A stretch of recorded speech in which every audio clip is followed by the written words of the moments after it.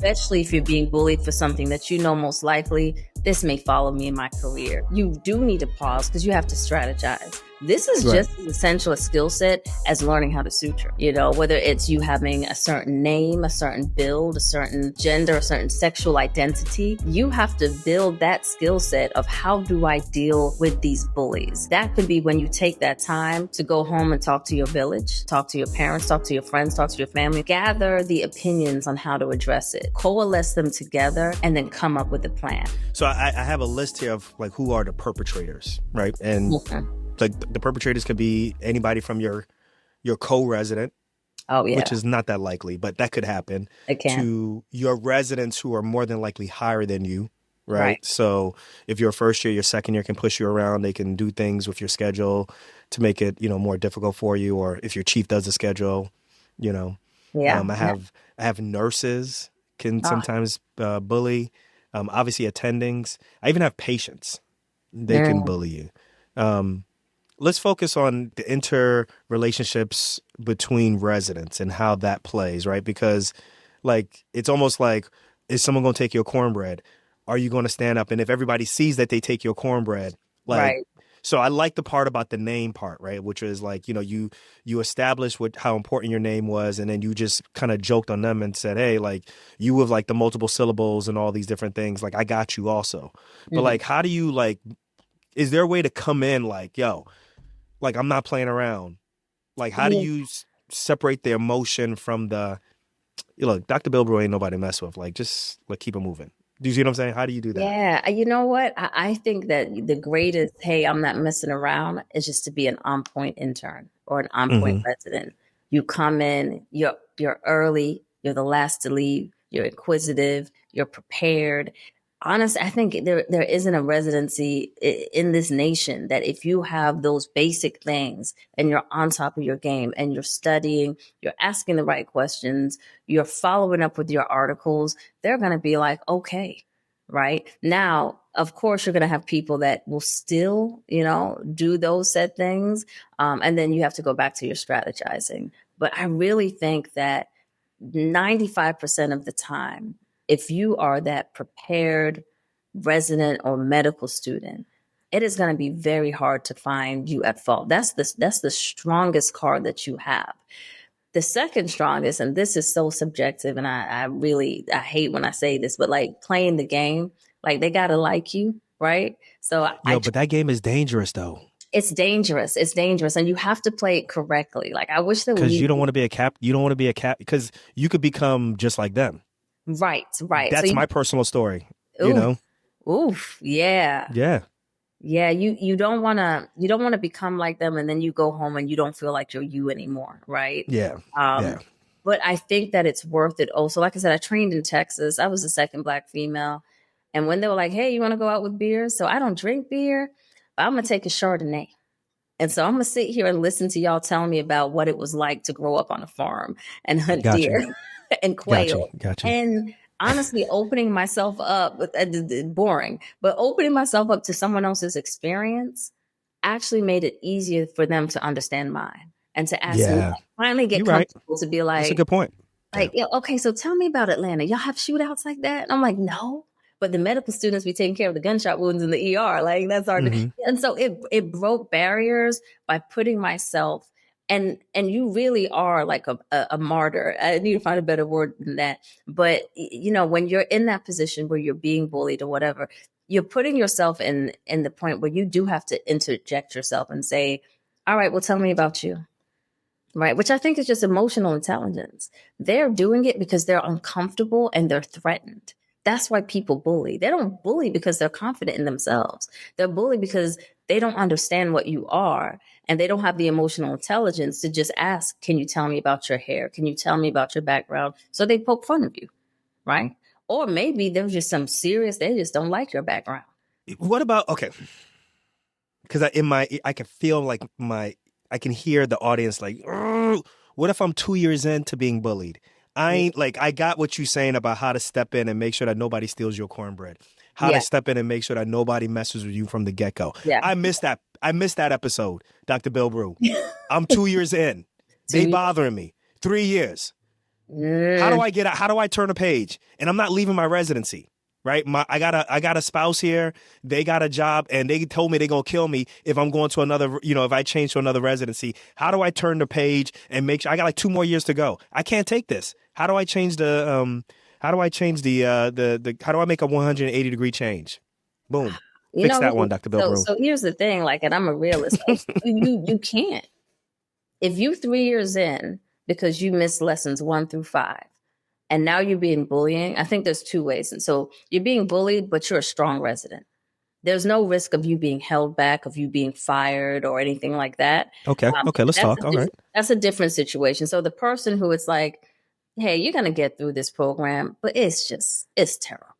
It's mentally, it's emotionally, it's all of that. And you still have another 2 years left. If this is like a 5-year program, this again, I always go back to a village because I think it's important. You have to make it through at this point. We're almost over the hill. So now this is So you just accept it? I'm not saying to accept it. Uh-huh. You have to accept that it is a part of your process, and that process doesn't last forever, right? So, I think it's like giving birth. When you're in like that, you're like 7 hours into labor, and you're like, dang, I got another like 10 hours to go. There's Right. nothing you can do to speed it up. Embrace the suck. You embrace the suck and say, I'm here. I'm going to focus on my education. I'm going to focus on maybe using these experiences for the person that's coming behind me. I'm going to focus on how at the next stage of where I'm going, fellowship or attending or whatever, that this is not going to happen to me again. And at the same time, I'm going to seek the support that I need, whether that is the mental health therapy, your family, your friends. I'm going to enjoy those moments outside of my training. I'm going to make the best of them so that I had to listen to gospel music every day walking into that hospital, like every day. Before I go into this hospital, It was like, like people think it's a game. Like the mental games I had to play at, like year 2, when you're like, there's still 3 more years of this, like 3.5. It plays games with you. So does escalating this help at all? I'm gonna go to my PD about this. I'm gonna go to my chair about this. Does that even? Yes. I think you should always let the individuals who have the power and authority to make a change know what's happening at a not like a weekly basis, but they need to be notified enough, because that's your receipt. You can't keep it to yourself.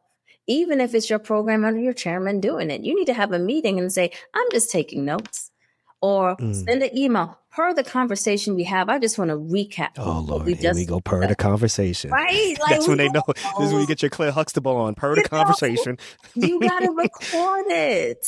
Okay, wait. So quick question. I forgot to close the loop on the question I asked about, or the point you were making about you being an awkward surgeon in residency. Yes. Right. So when you kept it to the objectives, right, and your attending was stuttering afterwards and so forth, when you go back and look at that, what do you look at that as?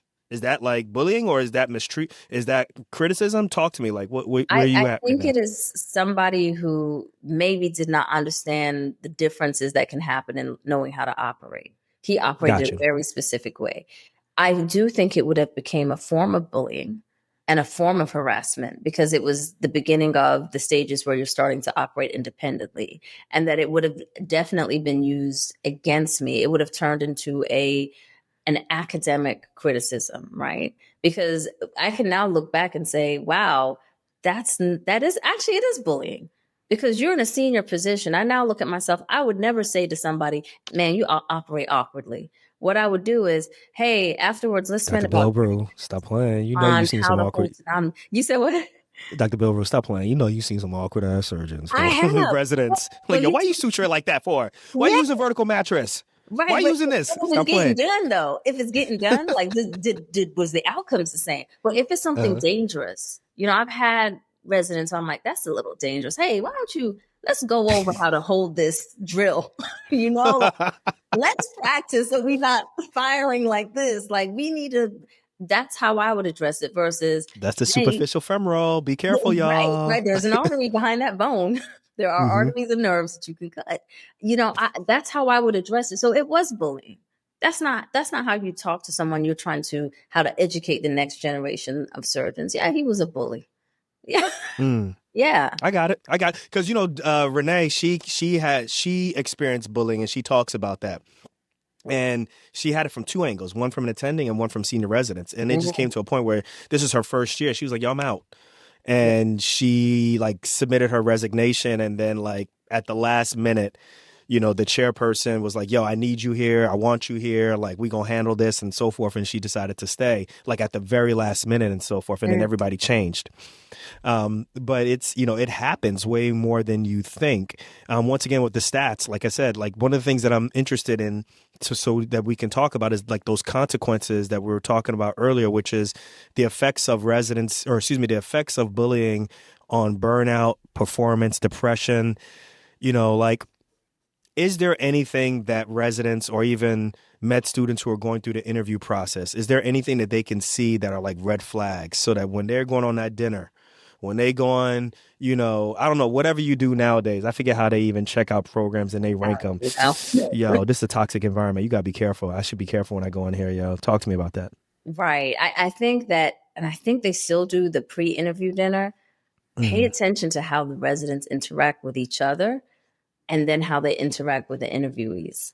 Because if you're noticing everyone is kind of on edge, nobody is comfortable with each other, there's some dynamic that's off. At the end of the day, it's if you're doing surgery or if it's peds, it's 3 to 7 years that you're Mm-hmm. spending probably more time with them than you do with your family. If True they're that. not True interacting that. comfortably, it's kind of like going to a family reunion and no one's talking. Red flag. Yeah. What mess do y'all have behind the scenes? And I think then just talking to residents individually, what's your experience like? And if they're not saying the truth, which is there should be good and bad, if they're just Putting saying, raisins in a potato salad. Like, who this? Who's this? Like, what?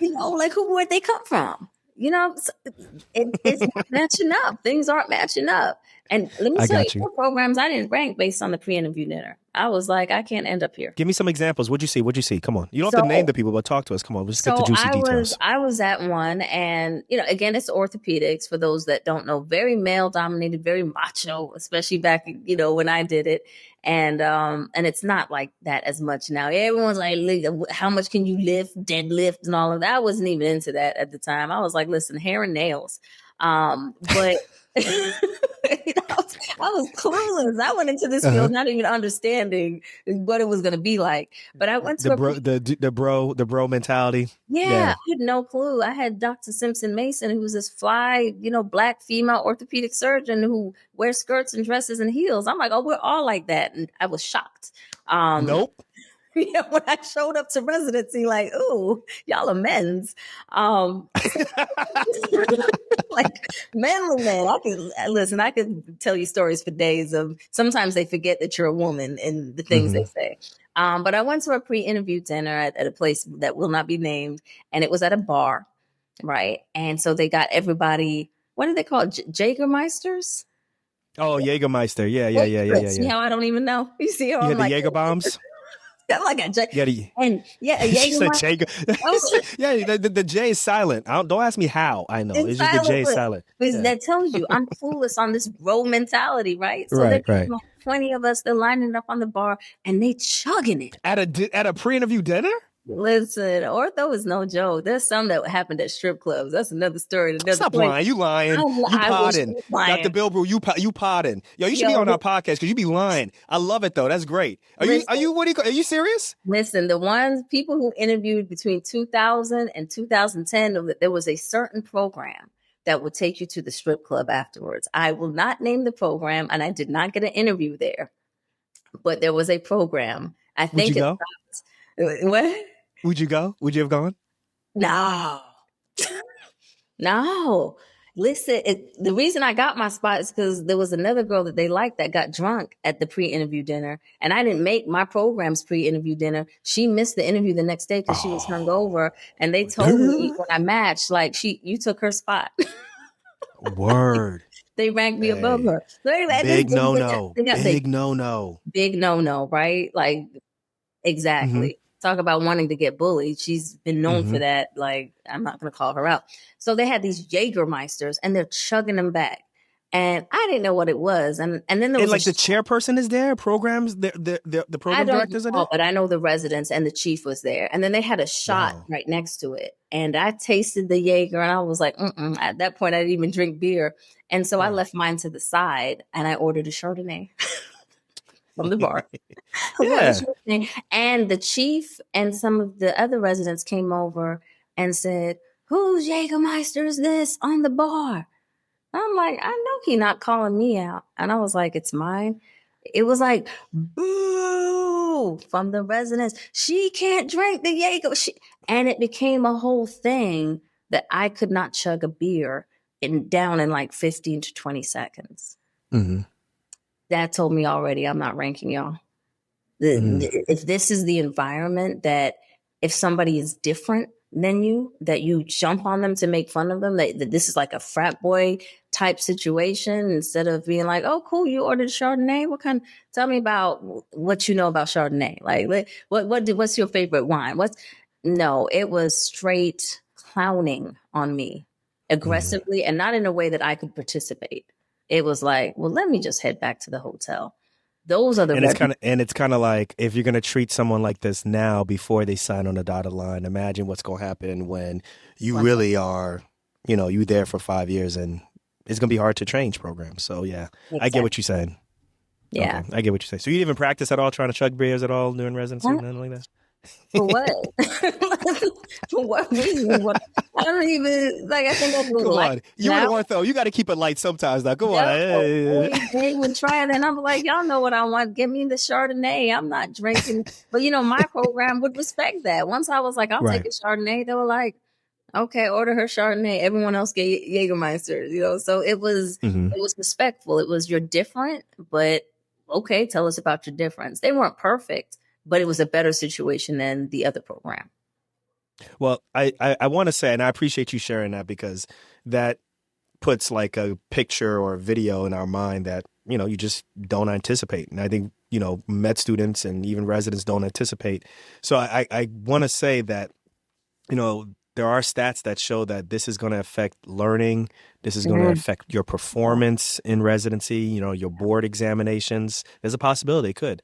It could also affect absolutely. patient care. As well as increase the amount of medical errors. Like there are statistics that show this, yo.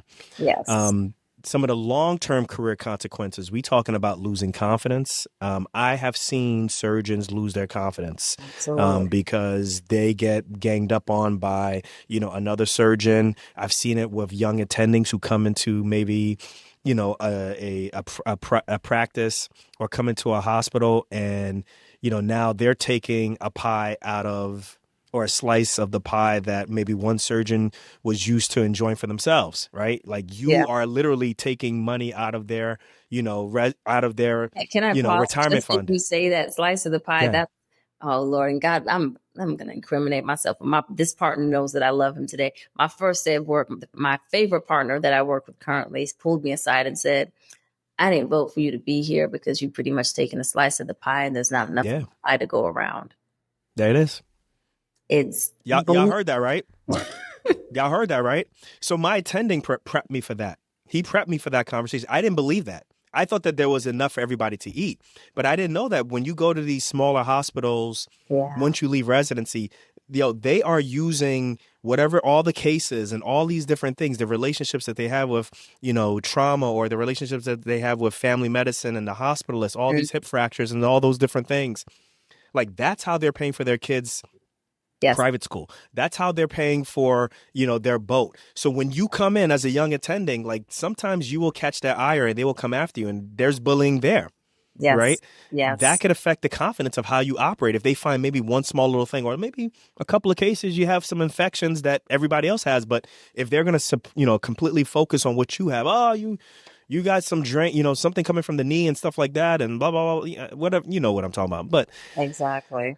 we got folks switching specialties Mm, possibly because of this, yeah, leaving medicine, yeah. so this has a strong impact on people.